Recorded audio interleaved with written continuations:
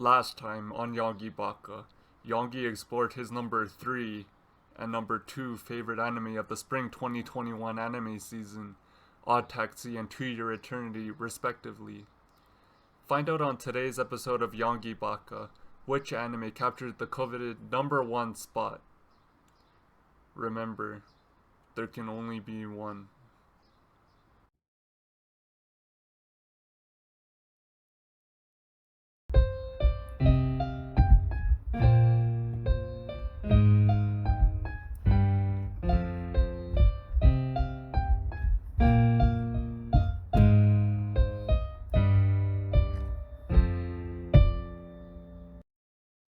Welcome back to another video with the one, the only, Yonggi-baka.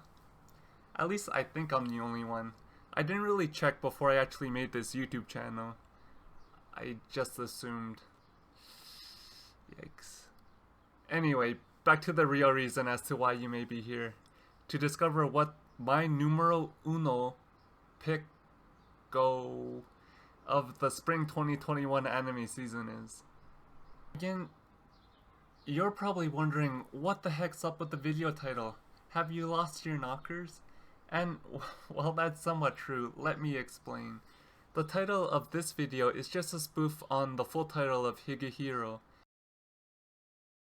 or Higi o Sorososhite Joshi Kosei o Hiro, or in English, after being rejected, I shaved and picked up a high school runaway.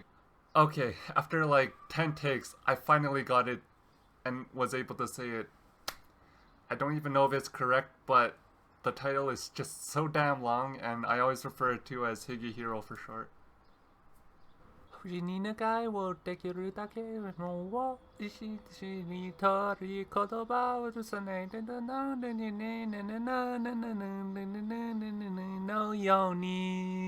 we begin, let me share something about myself. Cool? Cool. What's cooler than being cool? Ice cold! Alright. My favorite type of anime are the anime that have really touching and grounded stories. Those that are really well written, have characters that are really grounded and believable.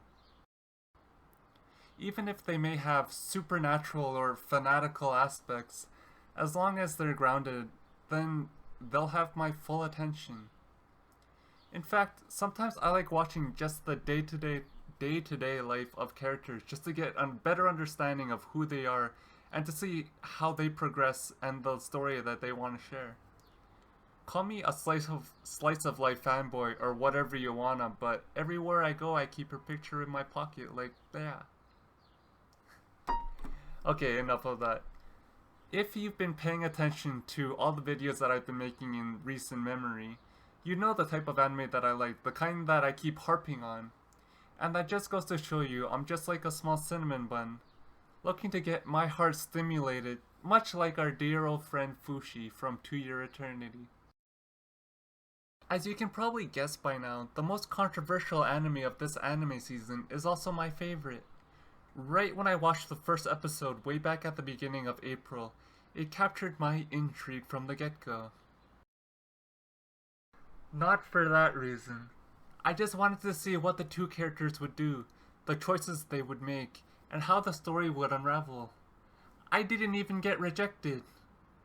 At least, not recently. 2D girls only, please. Kidding, just kidding, kinda, not really. Anyway, let's move on here.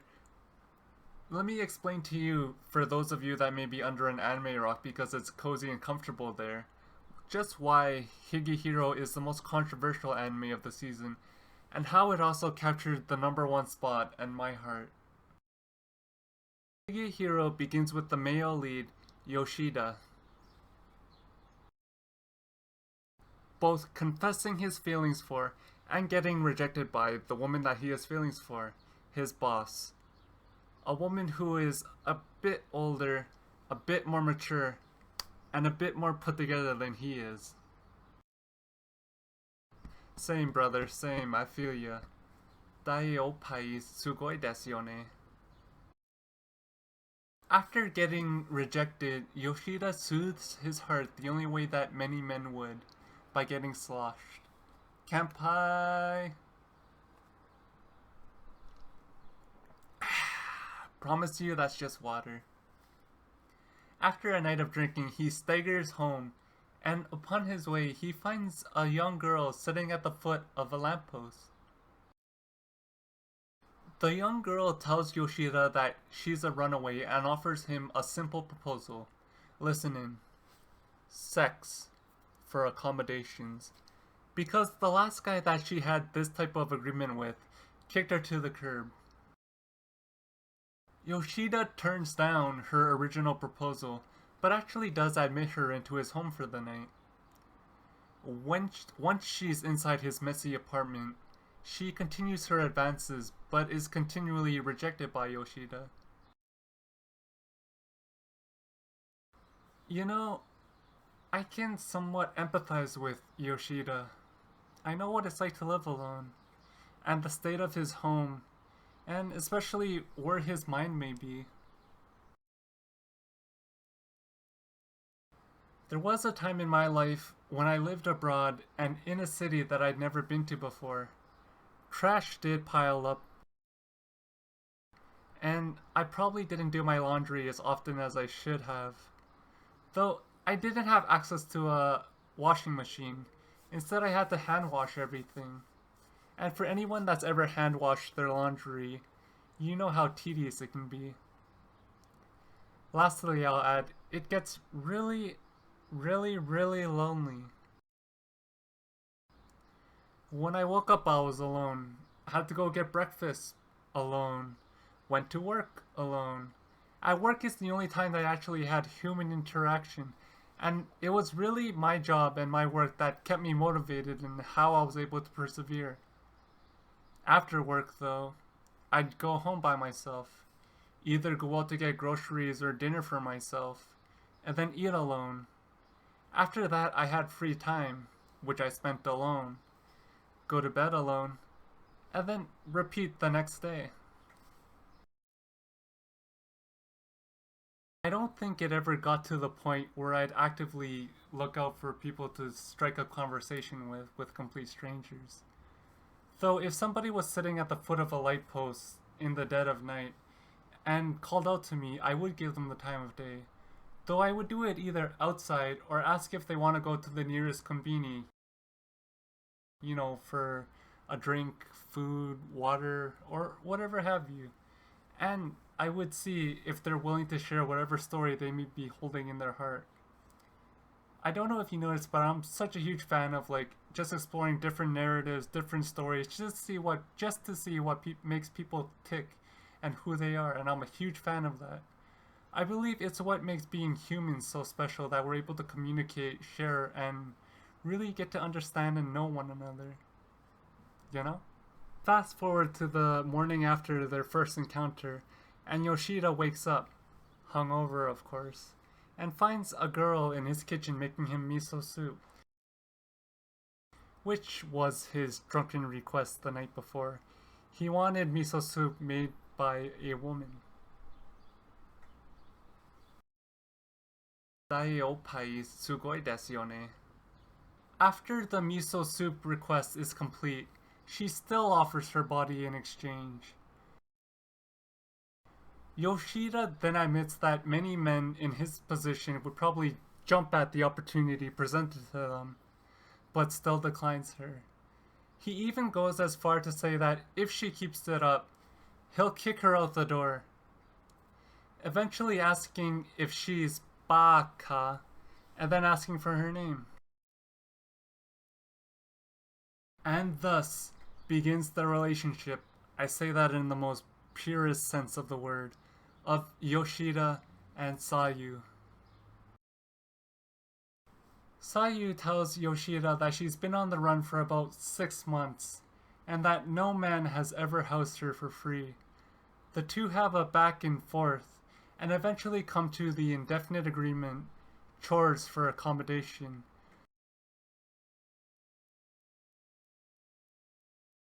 which to some, many, most, is where the controversy lies. I just want to say though that if Yoshida was ever caught with Sayu in his home, he'd probably be sent to jail. Now I know what you're thinking because I thought the same thing too when I first watched the anime.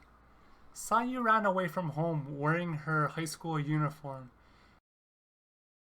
And I've never run away from home, but that just seems like the stupidest uniform or outfit that somebody could choose to wear when they're running away from home.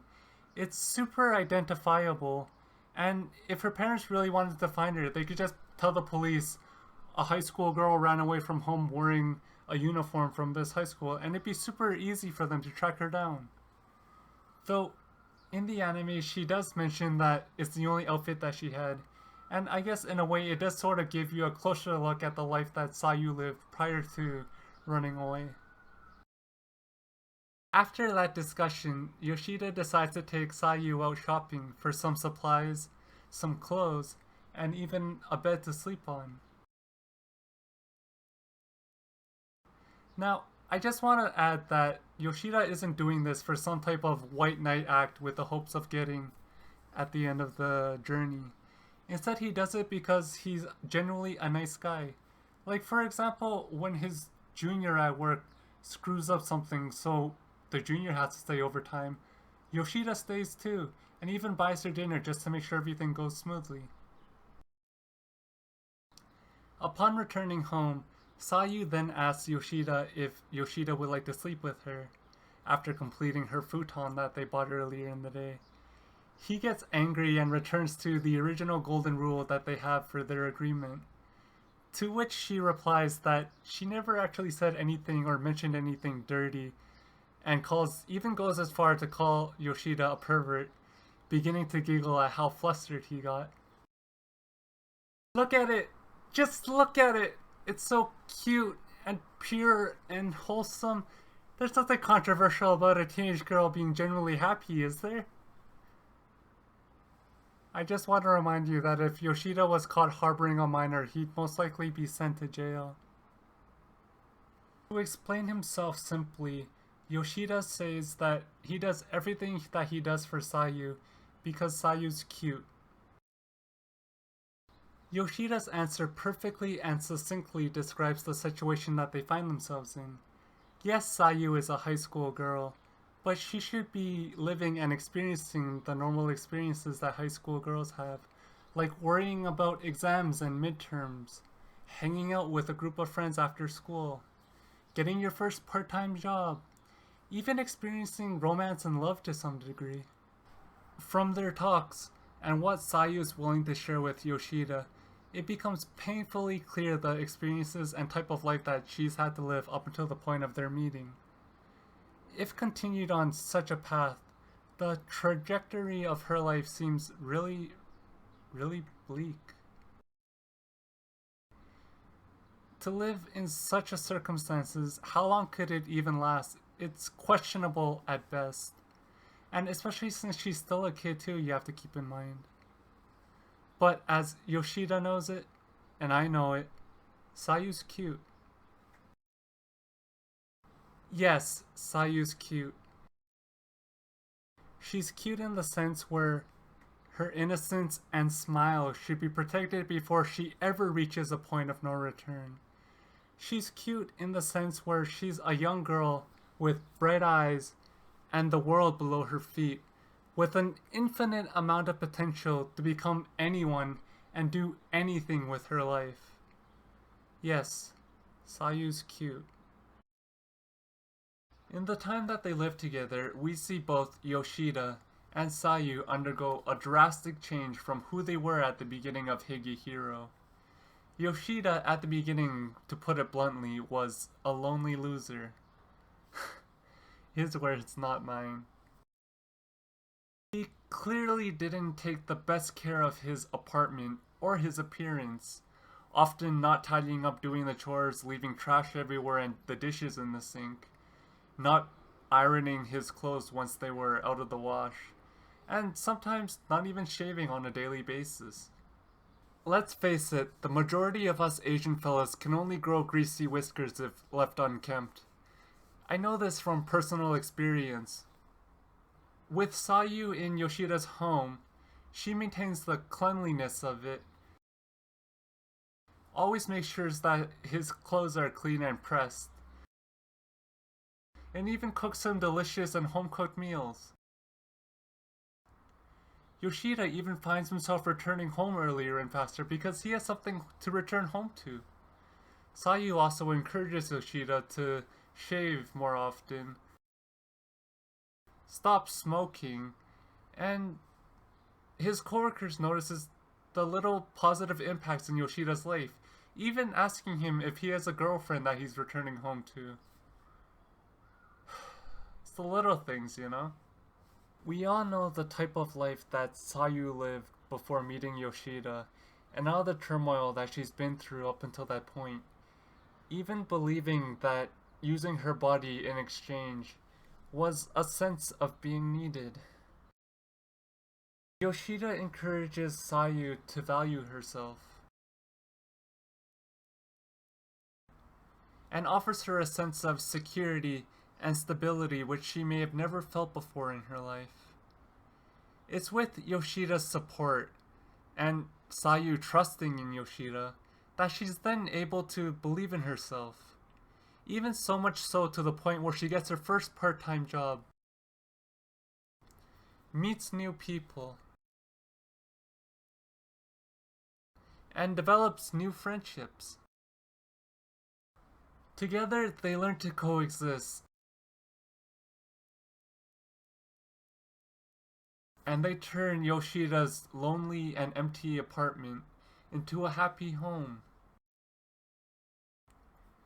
They were both pretty isolated beforehand, in their own way of course, and have found someone in each other to form a strong bond and companionship.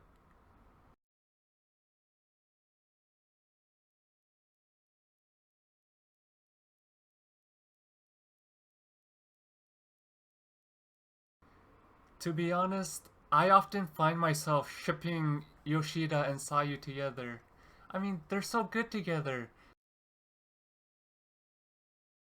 They have such a strong emotional bond, and they encourage and believe in one another. Yes, there's that age gap, but I mean, it's anime. They both relatively look like they're the same age, and they're both drawn very cutely. Yoshida too. I mean, they're good for each other. They both encourage and empower one another and believe in one another. They're there for each other. And let's face it, the tension is there.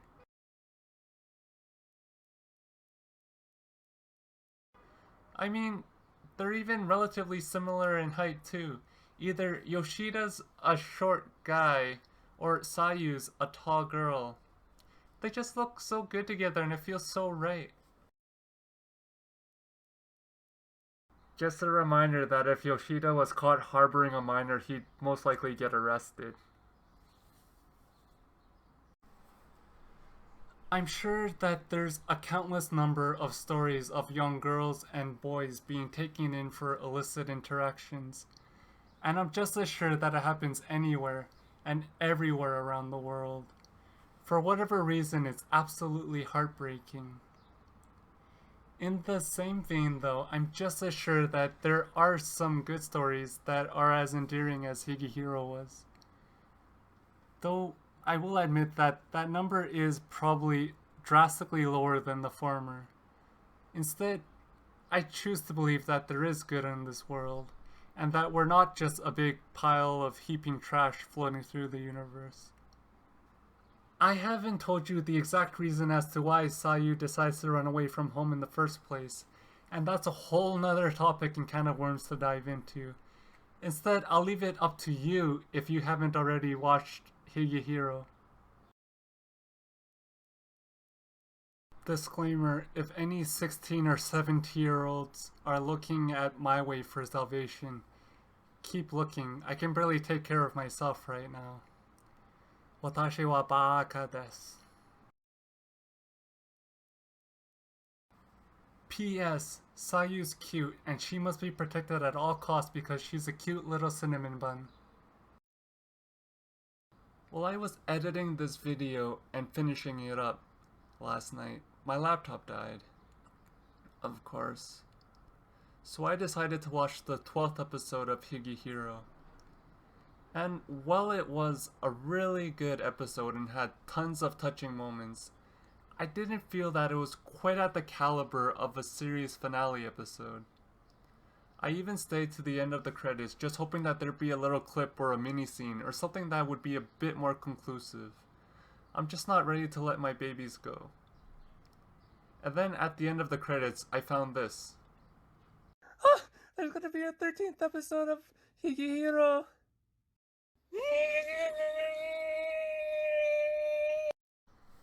I may have overreacted just a little bit. But it goes to show you how excited I was when I heard the news that there'd be a 13th episode waiting for me next Monday. I absolutely love Higehiro. I love the story, I love the characters, I love Sayu, I love Yoshida, Yoshida loves Sayu, Sayu loves Yoshida. Take love and interpret it however you want, but it's there and they love each other and I love them. はい、わかりました. Okay, back in my favorite hoodie for my closing. If you've made it this far, thank you so much for watching. I really do appreciate it. Follow me on social media. Let's be friends and cry about Higehiro together. And until next time, take care and ja mata ne!